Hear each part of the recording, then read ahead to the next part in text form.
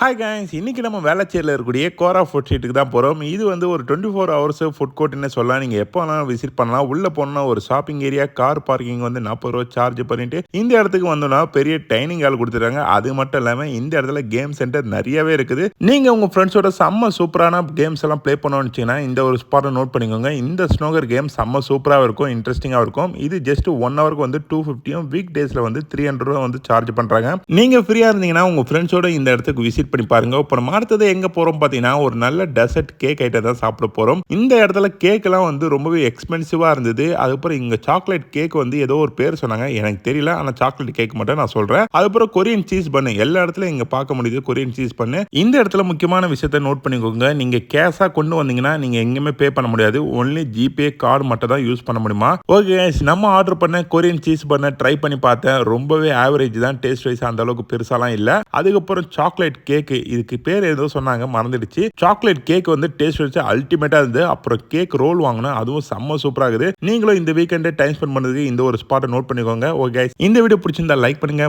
பாய்.